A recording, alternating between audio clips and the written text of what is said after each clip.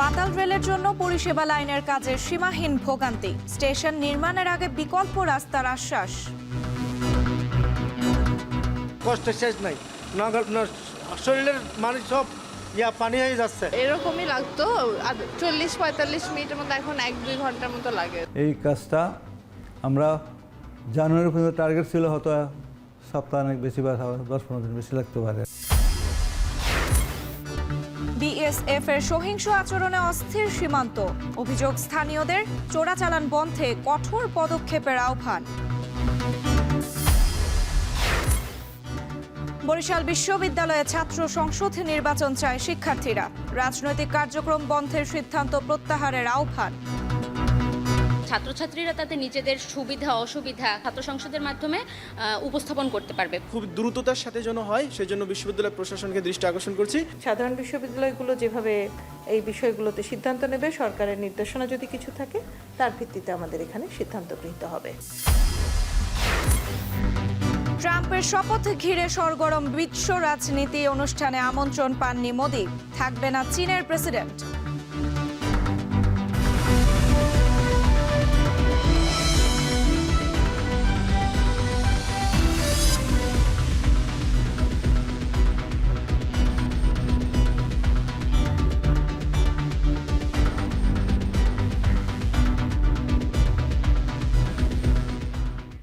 স্বাগত এখন বাণিজ্যে। পুরো আয়োজন জুড়ে সঙ্গে আছি আমি সুমাইরাত্রি। ঢাকার প্রথম পাতাল রেলের স্টেশন নির্মাণের আগে পরিষেবা লাইন প্রতিস্থাপন করতে গিয়ে প্রগতি সরণির নদ্দা, বসুন্ধরা গেট, কুড়িল এলাকায় চলাচলকারী মানুষের দুর্ভোগ উঠেছে চরমে। প্রকল্প পরিচালক বলছেন, শিগগিরই ভোগান্তি শেষ করে স্টেশন নির্মাণের সময় বিকল্প রাস্তার ব্যবস্থা করা হবে। 2026 সালে প্রকল্পের মেয়াদ শেষ হওয়ার কথা থাকলেও যাত্রী সেবা দেওয়া যাবে 2030 সাল নাগাদ। পরিবহন বিশেষজ্ঞরা বলছেন, ঘনবসতি শহরের জন্য বেশি কার্যকর হতে পারে মনোরেলের মতো হালকা গণপরিবহন। বিস্তারিত জানাচ্ছেন গালিব ইবনে রিয়াজ।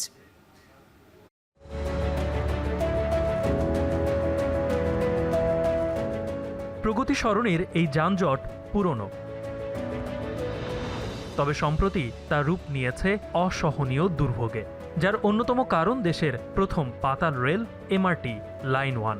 স্টেশন নির্মাণের জন্য পরিষেবা লাইনের প্রতিস্থাপনের কাজ চলছে রাস্তার দুপাশ দিয়ে। পূর্বাচল আর এয়ারপোর্ট, এই দুদিক থেকে আসা পাতাল আর এলিভেটেড অংশ যেখানে মিলিত হবে, সেই ট্রানজেকশন পয়েন্ট হয়ে নদ্দা নতুন বাজার অংশের স্টেশন পরিষেবা লাইনের প্রতিস্থাপনের কাজ এখনও চলমান। আর এ কারণেই বসুন্ধরা গেটের দুই প্রান্ত, কুড়িল আর নদ্দার দিক থেকে আসা যানবাহনগুলোর জট লেগেই থাকে। প্রতিদিনই আমাদের এই জ্যাম, কষ্ট শেষ নাই, শরীরের মানুষ সব পানি হয়ে যাচ্ছে। অন্য সময় আসলে এরকমই লাগতো 40-45 মিনিটের মতো, এখন 1-2 ঘন্টার মতো লাগে। এমআরটি লাইন 1-এর প্রকল্প পরিচালক বলছেন, CP5 প্যাকেজের পরিষেবা লাইনের প্রতিস্থাপনের কাজ চলতি মাসেই শেষ হবে। কিন্তু ভোগান্তি কি শেষ হবে? কারণ ওপেন কাট পদ্ধতিতে স্টেশন নির্মাণ শুরু হলে সাময়িকভাবে বন্ধ হতে পারে সড়ক। নতুন বাজার থেকে নর্দা হয়ে যেটা ট্রানজিশন পয়েন্ট, মানে জোয়ার সারা পর্যন্ত, এই কাজটা আমরা জানুয়ারি পর্যন্ত টার্গেট ছিল, হয়তো সপ্তাহ অনেক বেশি বা 10-15 দিন বেশি লাগতে পারে আর কি, লাগে। এয়ারপোর্ট থেকে নদ্দা পর্যন্ত এমআরটি লাইন 1-এর মাটির নিচে পরিষেবা লাইনের প্রতিস্থাপনের কাজ শেষ হলেই শুরু হবে নতুন বাজার, বাড্ডা, রামপুরা হয়ে কমলাপুর পর্যন্ত যে কটি স্টেশন রয়েছে তার মাটির নিচে পরিষেবা লাইনের প্রতিস্থাপনের কাজ। একই সাথে যখন ওপেন কাট পদ্ধতিতে এই স্টেশনগুলোর কাজ শুরু হবে, তখন প্রগতি সরণি দিয়ে চলাচলকারী মানুষের জনদুর্ভোগের মাত্রা যে আরও বহুগুণে বেড়ে যাবে তা বলাই যায়। প্রগতি সরণি রোডটা কিন্তু অত্যন্ত সংকীর্ণ এই অর্থে, যদিও 6 লেনের, কিন্তু তার আশেপাশে ভূমি ব্যবহারের ঘনত্ব যেই পরিমাণে, ডেফিনেটলি এখানে অনেক যানজট হবে। এমআরটি লাইন 1-এর প্রায় 20 কিলোমিটার দীর্ঘ ভূগর্ভস্থ রুটে থাকবে 12টি স্টেশন, আর প্রায় 11.5 কিলোমিটার দীর্ঘ এলিভেটেড পূর্বাচল রুটে একটি ভূগর্ভস্থ সহ থাকবে 9টি স্টেশন। টানেল বোরিং মেশিন বা টিবিএম এর মাধ্যমে মাটির 10 থেকে 12 মিটার নিচে চলবে খনন কাজ। তবে গুরুত্বপূর্ণ, এই টিবিএম এখনও কেনা হয়নি। তাই প্রকল্প পরিচালকের কাছে প্রশ্ন ছিল কতদূর এগোলো সেই প্রক্রিয়া, আর যাত্রী সেবাই বা শুরু হতে পারে কবে থেকে। বর্তমানে নেগোসিয়েশন চলমান অবস্থা আছে, হয়তো আগামী সপ্তাহের মধ্যেই আমরা এটার সিদ্ধান্ত হয়ে যাবে। তো এখানে সময় মোটামুটি ডিজাইনার ম্যানুফ্যাকচার 1 বছর সময় লাগার কথা। সত্য কথা বলতে কি, আন্ডারগ্রাউন্ড প্যাকেজগুলির মেয়াদ 5 ইয়ার্স, সেই হিসাব করেন আছে মানে আছে জানুয়ারি 2025, এর সাথে 60 মাস যোগ করেন।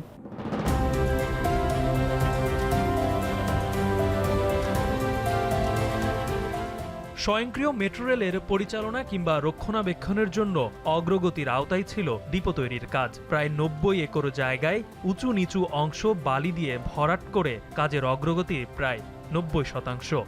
এখন বালুর স্তর শক্ত করার সাথে চলছে রোলার আর গ্রেডার দিয়ে সমান করার কাজ। চেষ্টা করে যাচ্ছে আমাদের পক্ষ থেকে আগামী আগস্টের আগেই যাতে CP02 কন্ট্রাক্ট প্যাকেজের সাথে চুক্তি স্বাক্ষরিত হয়, সেই চেষ্টাটা আমাদের পক্ষ থেকে থাকবে। প্রায় শখানেক ড্রাম ট্রাক, এক্সকেভেটর, রোলার আর গ্রেডার দিয়ে প্রায় 650 দিনের কর্মযজ্ঞ শেষে পিতলগঞ্জের MRT লাইন 1-এর এই ডিপোর সামগ্রিক অগ্রগতি দৃশ্যমান।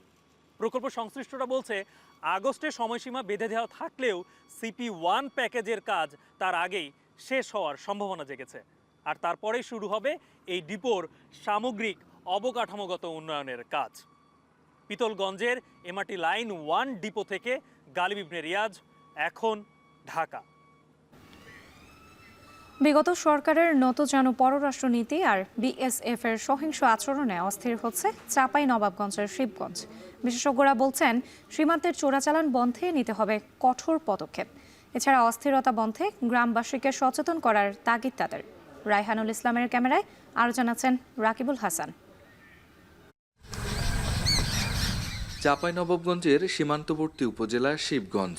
ভারতের সাথে এই উপজেলার 85 কিলোমিটারের সীমানায় কাঁটাতারের বেড়া রয়েছে প্রায় 77 কিলোমিটার। শুধু শিবগঞ্জের কিরণগঞ্জ ও চৌকা বিওপির মাঝে 1200 গজ এলাকায় কাঁটাতারের বেড়া নেই, যদিও সীমান্ত আইন ভেঙে সেখানে বেড়া দিতে চায় ভারত। গেল 8 জানুয়ারি বিজিবির প্রতিরোধে এই কাজে ব্যর্থ হয় ভারতের সীমান্ত বাহিনী। স্থানীয়রা বলছেন আওয়ামী লীগ সরকারের নতজানু পররাষ্ট্রনীতির কারণে এমন পরিস্থিতি। নিয়ম রক্ষা না করেই সীমান্তে মাটি ফেলে উঁচু মাটির প্রাচীর করেছে BSF, যেখানে কাঁটাতারের বেড়া দিতে চায় তারা, যা বাংলাদেশি কৃষকদের জন্য ঝুঁকিপূর্ণ। 50 গাছ, কোন জায়গায় 20 গাছ ছেড়ে ছেড়ে মনে করে এই হাসিনার আমলে মনে করে মাটি তুলে লেহে যে এখন এই আমলে এখন বেড়া দিবার জোর ধরে লে। আমাদের এখানে একটা কৃষক যাবে, আমার কৃষককে একটা গলি করে দিলে তো মেরে দিল, দিলে চলে গেল তার বেড়ার গোড়ায়। আমরা তো এটা হইতে দেব না। এই আগ্রাসী মনোভাব ইন্ডিয়ার, এটা তাদের অন্তর্নিহিত একটা বিষয়। বর্তমানে জনগণ নিয়ে বিজেপি এবং জনপ্রতিনিধি একসঙ্গে যদি জনগণের মাঝে বারবার মিটিংয়ে সভা সমিতি করে মানুষকে সচেতন করে, তাহলে এই পরিস্থিতি হয়তো বা সৃষ্টি হবে না। বিজিবি অধিনায়ক বলছে সীমান্তে চলাচলে সচেতনতা বাড়াতে মাইকিং ও সমাবেশে সকলকে সচেতন করা হচ্ছে। তবে অস্থিরতা রুখতে সম্মিলিতভাবে শৃঙ্খলার পরিবেশ গড়ে তোলা প্রয়োজন। ফসলের ক্ষতি কেউ না করে, কারণ হচ্ছে একটা বছরে একটা সিজনের ফসল, এটা যদি উৎসুক জনতা এই এলাকা ফসলের ক্ষতি হয় কৃষকের, তো সেই জন্য স্থানীয় মেম্বার ছিলেন, চেয়ারম্যানরা ছিলেন, তারাও জনগণের সাথে একসাথে মিলে কাজ করবে। সবাই যদি আমরা একসাথে কাজ করি তাহলে এই সীমান্তের পরিবেশ এবং পরিস্থিতি স্বাভাবিক থাকবে, এবং এই স্বাভাবিক পরিস্থিতিটা আমরা সামনে আরও কন্টিনিউ করতে চাই। চলতি মাসে চাঁপাইনবাবগঞ্জের শিবগঞ্জ উপজেলায় 2 বিওপিতে ভারতীয় সীমান্ত বাহিনীর সাথে মুখোমুখি হয় গ্রামবাসীরা। দাঁড়িয়ে আছি সীমান্তবর্তী একটি গ্রামে, যেখান থেকে 150 গজ দূরে ভারতীয় সীমানার কাঁটাতারের বেড়া, আর মাঝের যে অংশ তা কৃষকের ফসলি জমি। তাই নানা কাজে কৃষক এবং গ্রামবাসীদের যেতে হচ্ছে সেখানে। তাই সকল মহলের বক্তব্য, গ্রামবাসী এবং কৃষকের আন্তর্জাতিক সীমানা সম্পর্কে সচেতন হওয়া অনেক বেশি জরুরি।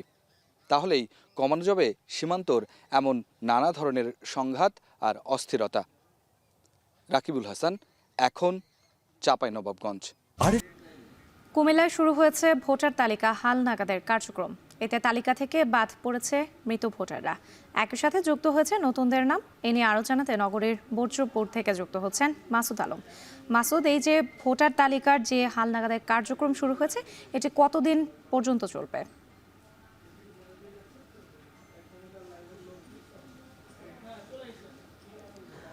রাত্রি আজ থেকে শুরু হয়েছে কুমিল্লায় বাড়ি বাড়ি গিয়ে ভোটার তালিকা হালনাগাদে যে তথ্য সংগ্রহ সেটির কার্যক্রম।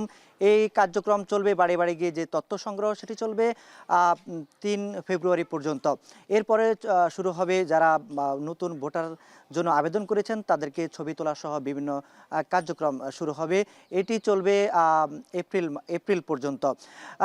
এখানে যারা মূলত হচ্ছে যে যারা মৃত্যুবরণ করেছেন এই ভোটার তালিকা হালনাগাদের মাধ্যমে তাদের এই তালিকা থেকে তাদের নাম বাদ দেওয়া হবে।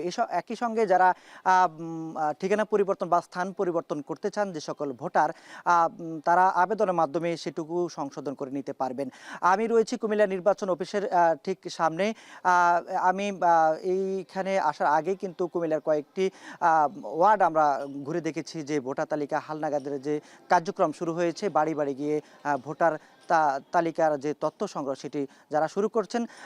আমরা গিয়েছিলাম কুমিল্লার 11 এবং 12 নং ওয়ার্ডে। সেখানে দেখেছি যে মানুষের বহুতল ভবন কিংবা বাসাবাড়িতে গিয়ে যারা ভোটার তালিকা হালনাগাদের কার্যক্রমে কাজ করছেন তারা বাড়ি বাড়ি গিয়ে মানুষের দরজায় নক করে এবং কলিং বেল বাজিয়ে কিন্তু মানুষের ঘরে যাচ্ছেন এবং যারা নতুন ভোটার তাদের নাম এবং যে সকল বিষয় আছে সেগুলো সংগ্রহ করছেন। এই যে নতুন ভোটার যারা এবার ভোটার হবেন তাদের মূলত ভোটার হতে বাবা মায়ের বা আপনার জন্ম ভোটার আইডি কার্ড ফটোকপি, একই সঙ্গে যে প্রার্থী রয়েছেন সে প্রার্থীর জন্ম সনদ এবং নাগরিক সনদ, একই সঙ্গে যাদের আসলে জেএসসি কিংবা এসএসসি সার্টিফিকেট আছে যে সকল প্রার্থীর তাদের সে সকল কাগজপত্র লাগবে। একই সঙ্গে ভোটারের হতে বিদ্যুৎ বিল কিংবা জমির খাজনা রসিদ এই সকল কাগজপত্র কিন্তু লাগবে একজন নতুন ভোটার হতে। একই সঙ্গে যারা মৃত্যুবরণ করেছেন এবং হালনাগাদ করতে গিয়ে যাদের নাম আসলে বাদ যাবে সে সকল ব্যক্তির জন্য আসলে তার মৃত্যু সনদ নিশ্চিত করতে হবে। একই সঙ্গে যারা তাদের তালিকা নিশ্চিত করবেন, স্থান পরিবর্তন করবেন বা ঠিকানা পরিবর্তন করবেন, তারা 2 জায়গায় কিন্তু আবেদন করতে হবে। কুমিল্লায় যে সকল ভোটার রয়েছেন বর্তমানে প্রায় 47,72,000 আর বেশি ভোটার রয়েছেন। তবে নতুন ভোটার হলে এই সংখ্যা আরও বাড়বে বলে নির্বাচন কমিশন আমাদেরকে জানিয়েছেন। তো রাত্রি এ ছিল কুমিল্লা থেকে। কুমিল্লায় চলছে ভোটার তালিকা হালনাগাদের কার্যক্রম, সেই খবর জানাতে যুক্ত ছিলেন সহকর্মী মাসুদ আলম। দেশের বর্তমান প্রেক্ষাপটে ছাত্র সংসদ নির্বাচনের দাবি উঠেছে বরিশাল বিশ্ববিদ্যালয়ে। শিক্ষার্থী ও রাজনৈতিক ছাত্র সংগঠনের নেতাদের মতে নির্বাচনের জন্য এখনই উপযুক্ত সময়। নির্বাচনের আয়োজন না হলে আন্দোলনের হুঁশিয়ারি দিয়েছেন বৈষম্য বিরোধী ছাত্র আন্দোলন। এদিকে উপাচার্য বলছেন দেশের অন্য বিশ্ববিদ্যালয়গুলোর এ সংক্রান্ত কার্যক্রম ও সরকারের নির্দেশনা অনুসারে নেওয়া হবে নির্বাচনের সিদ্ধান্ত। মাহমুদ নবীর তোলা ছবিতে ফেরদাউস সোহাগের প্রতিবেদন। গণ অভ্যুত্থানে আওয়ামী লীগ সরকারের পতনের পর পরিবর্তিত পরিস্থিতিতে নতুন করে আলোচনায় বিভিন্ন বিশ্ববিদ্যালয়ে ছাত্র সংসদ নির্বাচন প্রতিষ্ঠার পর থেকে ছাত্র সংসদ গঠিত না হলেও দাবি উঠেছে বরিশাল বিশ্ববিদ্যালয়ে ছাত্র সংসদ নির্বাচনের। শিক্ষার্থীরা বলছেন গণতন্ত্র চর্চা, নেতৃত্ব তৈরি ও দাবি দেওয়া আদায়ে সংসদ নির্বাচনের এখনই সময়।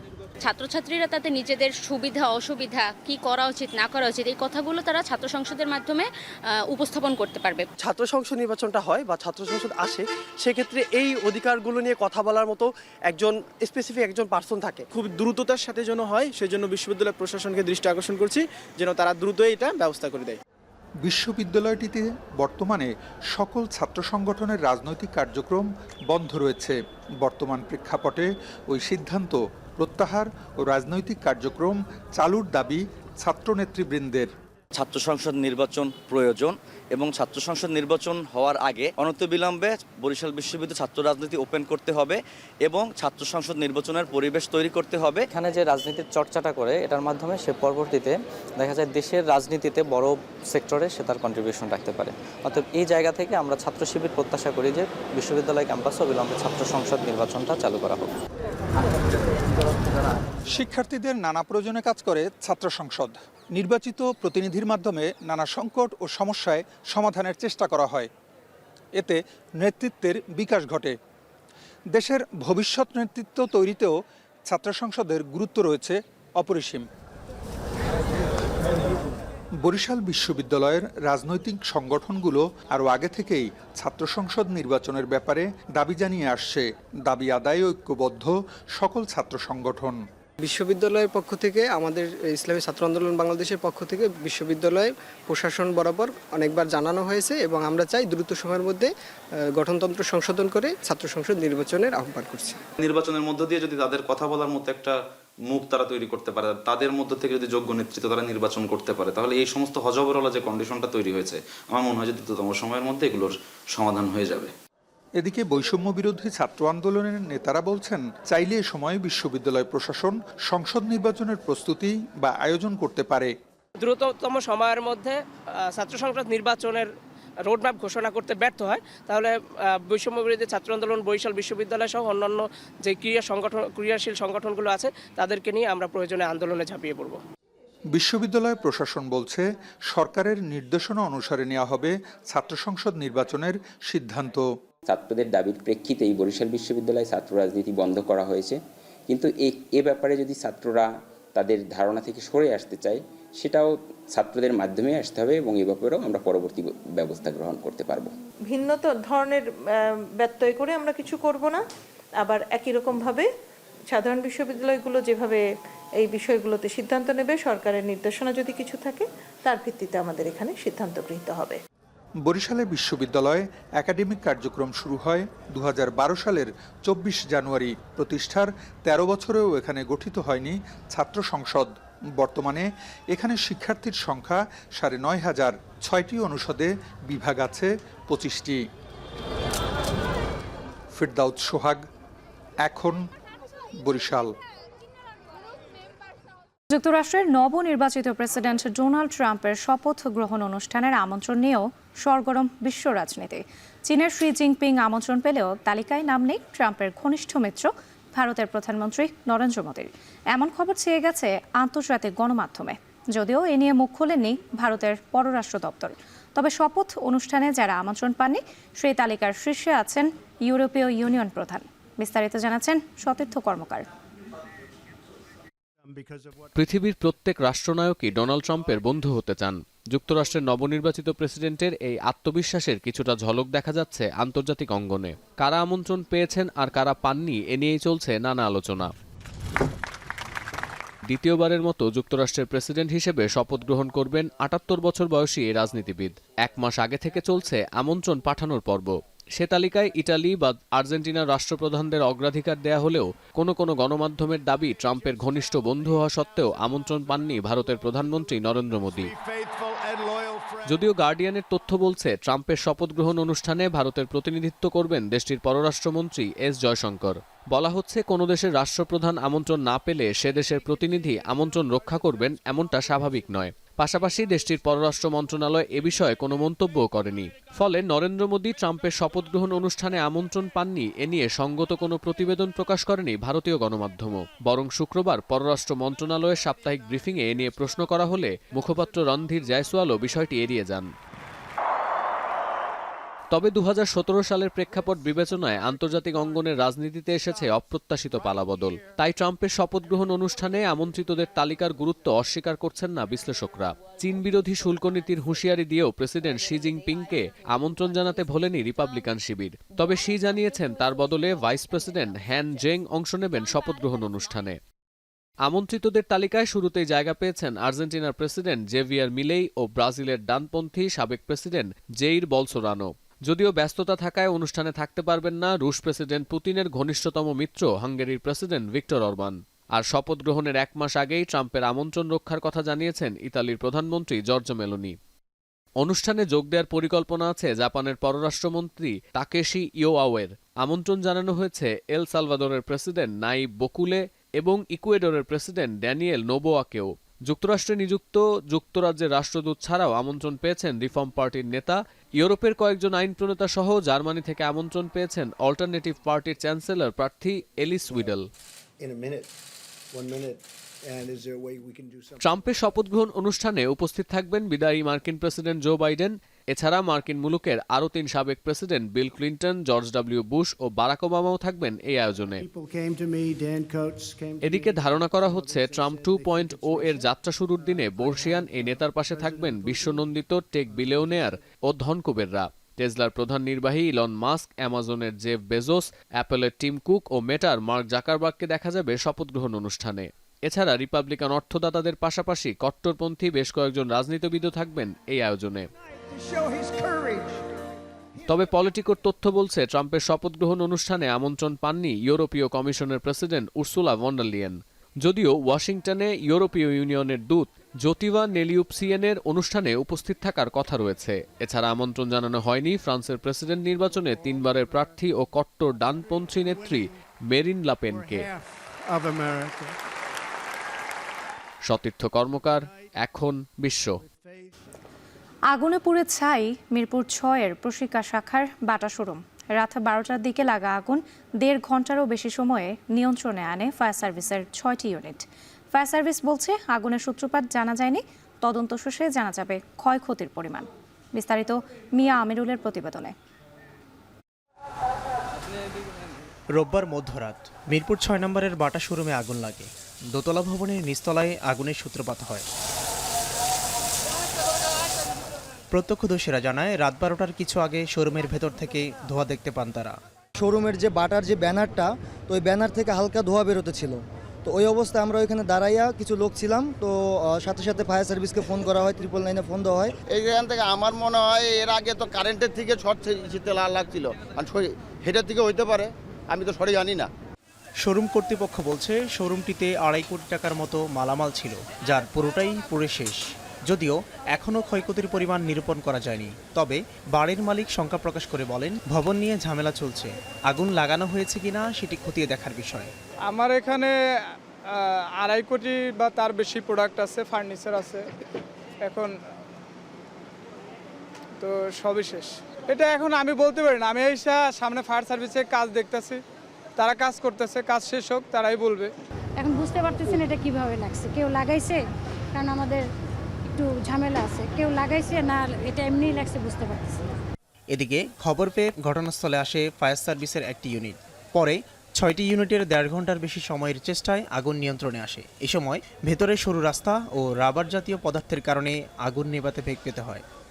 একটা 35 মিনিটের ভিতরেই আগুনটাকে আমরা নিয়ন্ত্রণে নিয়ে আসতে পারি, কিন্তু যেহেতু এখানে অনেক জুতা বেশি এবং জুতার গুদাম ভিতরে ছিল, এবং গুদামটা অনেক ভিতরে, যে এটা ভিতরে যাওয়া খুবই সরু রাস্তা ছিল, যার কারণে আগুনটা আমাদের নিভাতে একটু বেগ পেতে হচ্ছিল। আর প্রচণ্ড ধোঁয়া সৃষ্টি হচ্ছিল, যেহেতু জুতার কারণে রাবার জাতীয় পদার্থ থেকে প্রচণ্ড প্রকারে ধোঁয়া সৃষ্টি হয়, যার কারণে আমরা ব্রিদিং অ্যাপারেটসের মাধ্যমে আগুনটা নির্বাপন করছি। আগুনের সূত্রপাত এখনও আমরা বলতে পারবো না, হয়তো বা বৈদ্যুতিক গোলযোগ কারণে হইতে পারে আগুনটা, যেহেতু এখানে বিদ্যুৎ চালু অবস্থায় ছিল এবং আমাদের বিদ্যুৎ লাইন বন্ধ করা হয়েছে পরবর্তীতে।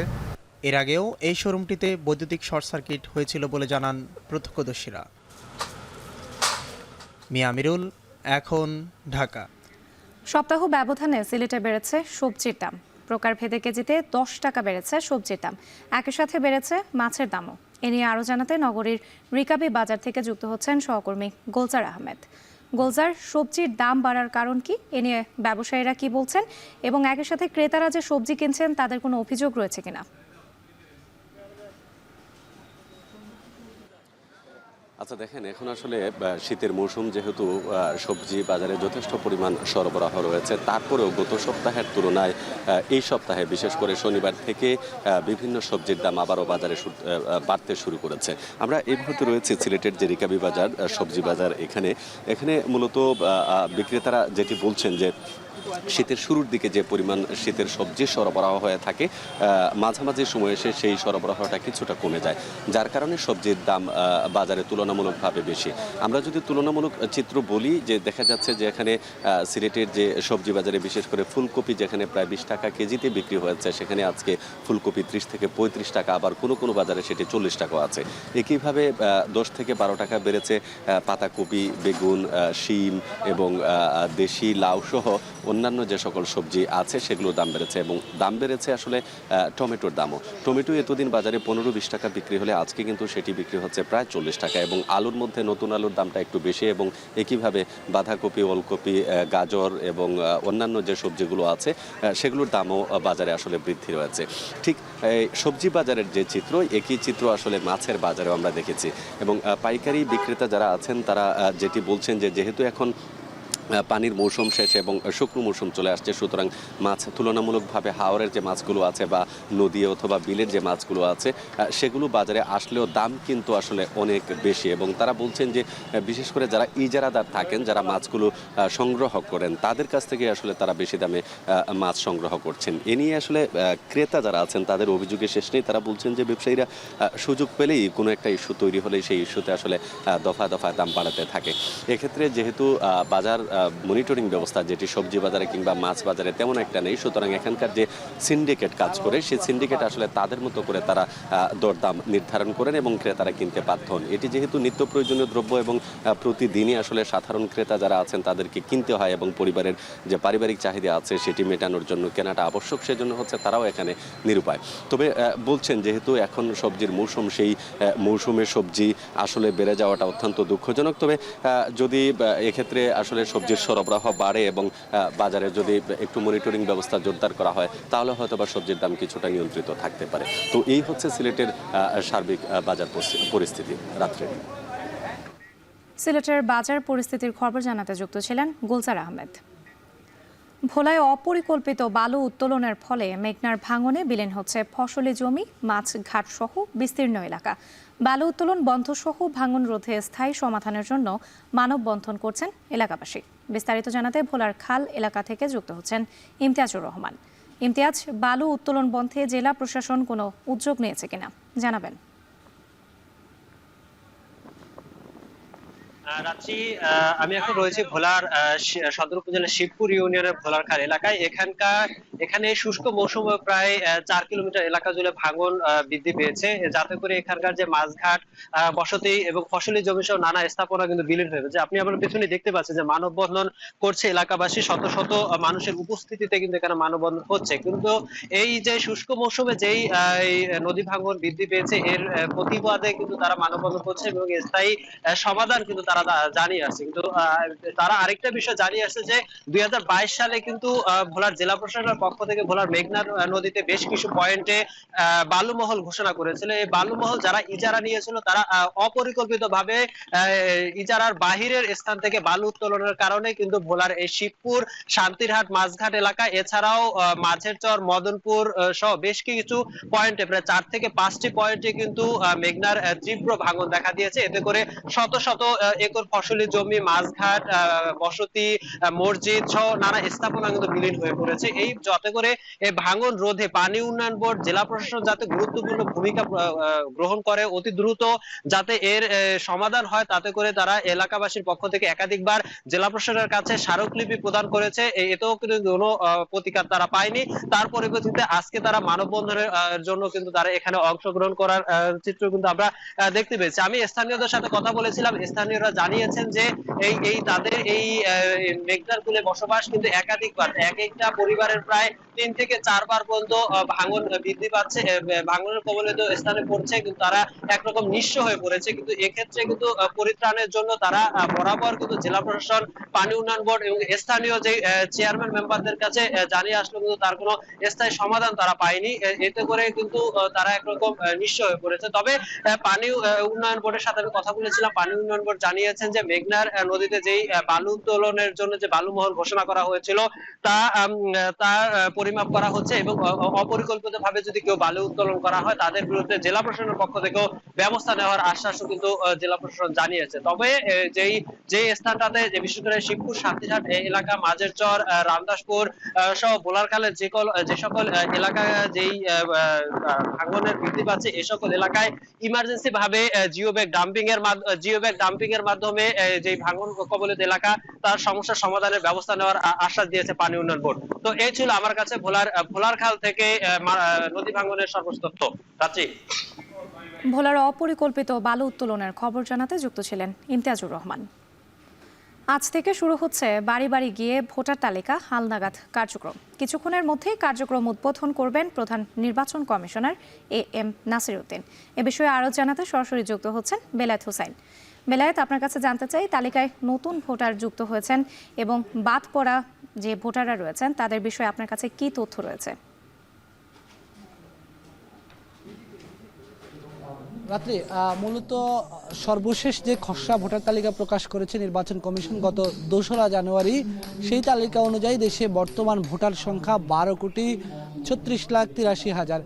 এই ভোটার সংখ্যাটাকেই নির্বাচন কমিশন যাচাই বাছাই করে আগামী 2রা মার্চ চূড়ান্ত ভোটার তালিকা প্রকাশ করবে। মূলত বিগত 3টি সংসদ নির্বাচনে যে বিতর্কের জন্ম দিয়েছিল, নানাভাবে 3টি সংসদ নির্বাচন বিতর্কিত হয়েছিল, এই নির্বাচন কমিশন দায়িত্ব নেওয়ার পর তারা বিগত 3টি নির্বাচনের সকল বিষয় যেন বিতর্কগুলা যেন এই আগামী নির্বাচনে না আসে, নির্বাচনকে বিতর্কের ঊর্ধ্বে রাখতে তারা প্রথম কার্যক্রম যেটি হাতে নিয়েছে সেটি হচ্ছে একটি সুষ্ঠু, একটি সুন্দর স্বচ্ছ ভোটার তালিকা প্রকাশ করা। আর সেই ধারাবাহিকতায় ভোটার তালিকা আজকে বাড়ি বাড়ি গিয়ে ভোটার তালিকা হালনাগাদ কার্যক্রম শুরু হচ্ছে নির্বাচন কমিশনের পক্ষ থেকে। সারা দেশেই কিন্তু একযোগে এই কার্যক্রম শুরু হচ্ছে। সেক্ষেত্রে বিগত 3টি ভোটার তালিকার তথ্য যাচাই বাছাই করা হবে। অতীতে এই ধরনের অনেক অভিযোগ এসেছে, মৃত ভোটার তিনি ভোটার তালিকায় যুক্ত হয়ে গেছেন, অনেকেই তার নাম ভোটার তালিকা থেকে বাদ পড়েছে। নানা যে অভিযোগগুলো ছিল সেগুলো আজকে থেকে মূলত তারা যাচাই বাছাই করে দেখবে এবং একটি সঠিক স্বচ্ছ ভোটার তালিকা প্রস্তুত করার জন্য আজকে প্রত্যেকটি ভোটারকে নির্বাচন কমিশন বলছে আজকে থেকে প্রত্যেকটি ভোটারের তথ্যই কিন্তু তারা অনুসন্ধান করবে।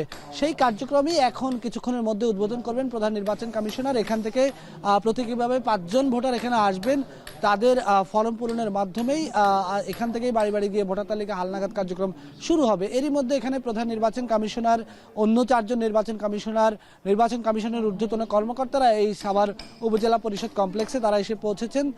এরই মধ্যে তারা কার্যক্রমেও যোগদান করেছেন। কিছুক্ষণের মধ্যে এখানে আলোচনা সভা অনুষ্ঠিত হবে।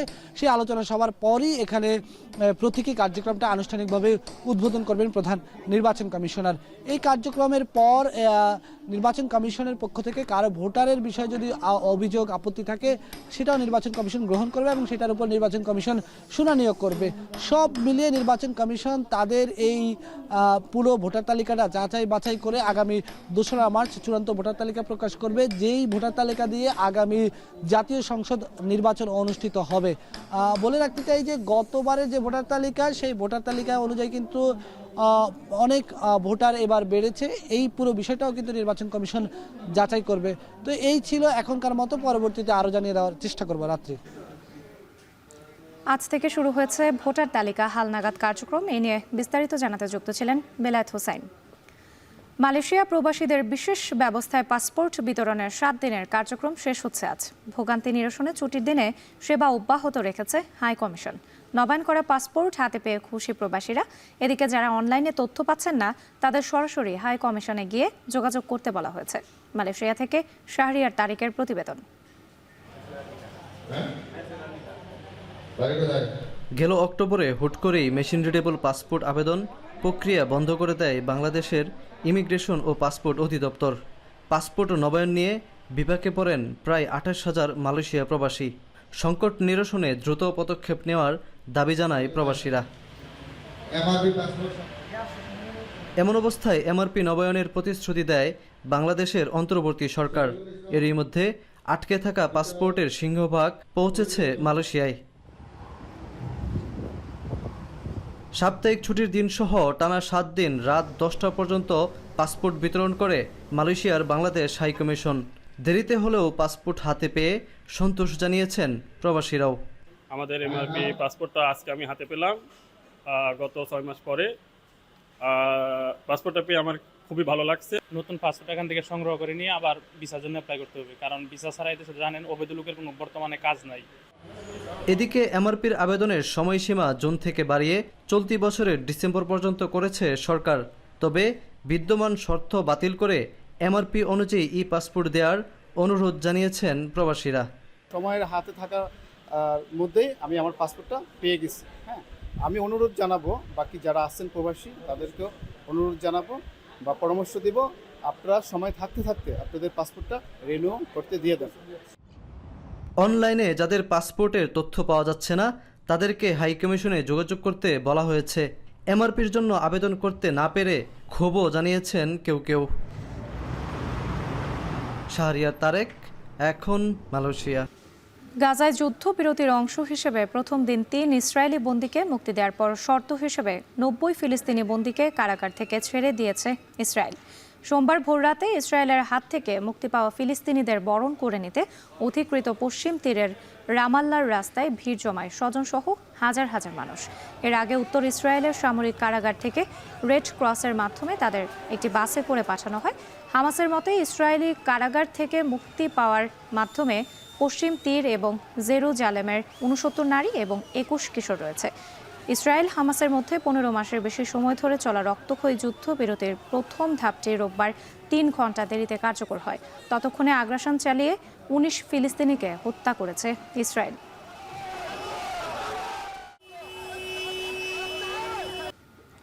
শেষ করছি এখন বাণিজ্য, তবে তার আগে শিরোনামগুলো আরও একবার। সারা দেশে ভোটার তালিকা হালনাগাদের কার্যক্রম শুরু। মৃত ভোটার বাদ পড়ার পাশাপাশি যুক্ত হচ্ছে নতুন নাম।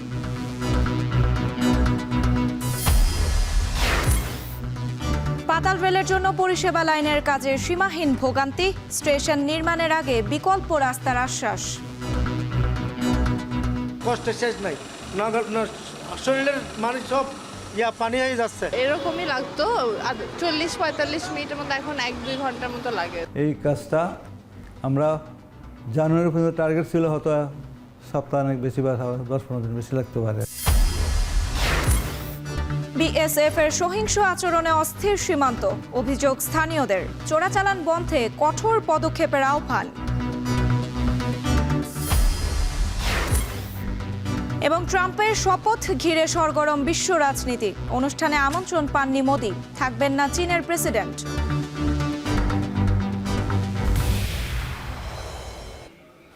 এই ছিল এখন বাণিজ্যের আয়োজনে। এখন টেলিভিশন ওয়েবসাইটে দেখতে ভিজিট করুন www.ekon.tv। এছাড়া ফেসবুকে দেখতে ভিজিট করুন facebook.com/tv.ekon এবং ইউটিউবে এখন টেলিভিশন দেখতে ভিজিট করুন youtube.com/c/ekontv।